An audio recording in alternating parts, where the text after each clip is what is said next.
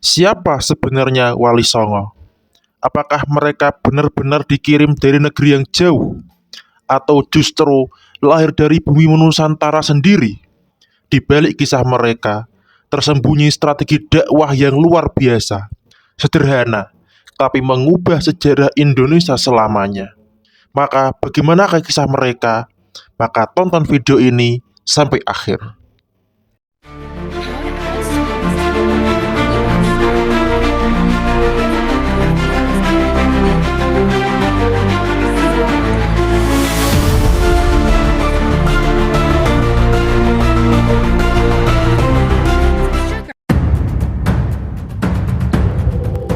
Pada tahun 1521 Masehi, Portugis berhasil menguasai kerajaan Samudra Pasai di Sumatera Utara.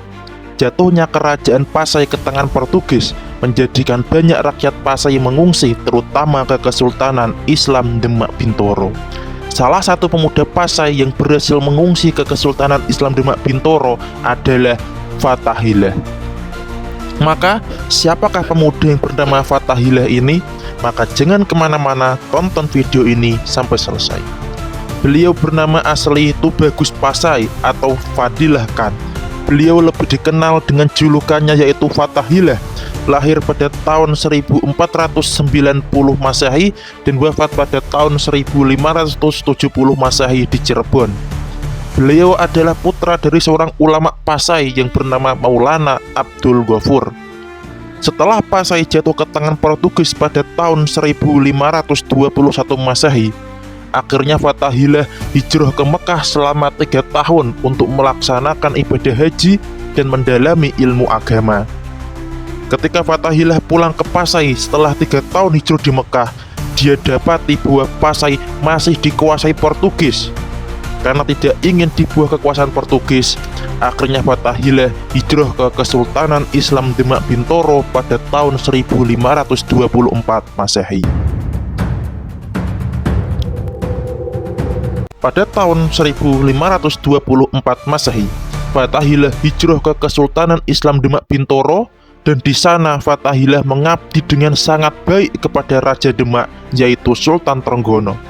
Kekaguman dan kepuasan Sultan Trenggono atas pengabdian dari Fathahillah menjadikan Sultan Trenggono mengangkat Fathahillah menjadi menantunya sekaligus menjadi penasehat dan senopati dari Kesultanan Islam Demak Bintoro.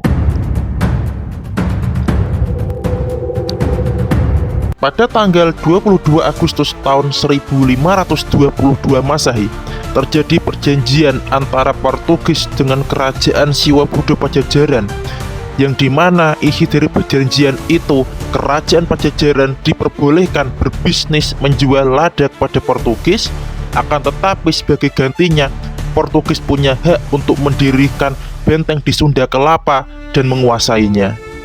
Maka berangkatlah Fathahillah ke Sunda Kelapa bersama 2000 pasukan atas restu Sultan Trenggono dengan tujuan membebaskan Sunda Kelapa dari tangan Portugis.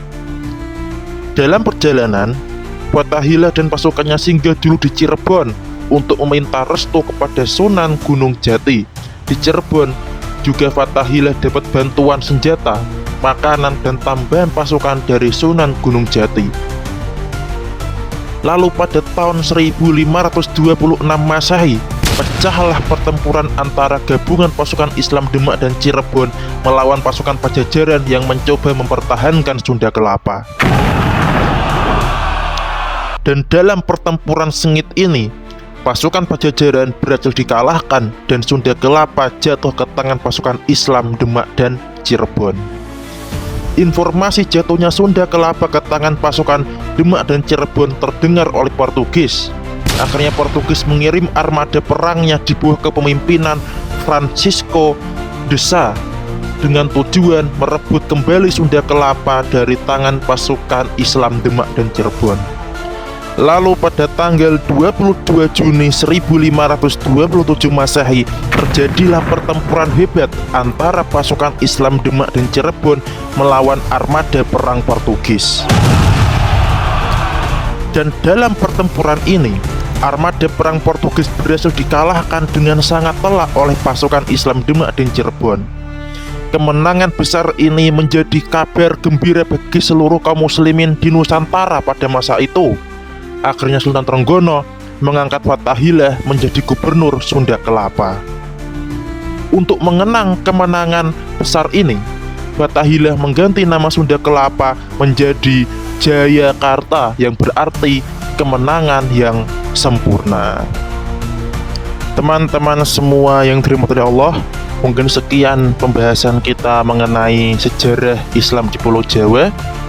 Kurang lebihnya mohon maaf, dan mimpin berterima kasih karena telah mau menemani, dan sampai berjumpa di lain waktu. Terima kasih.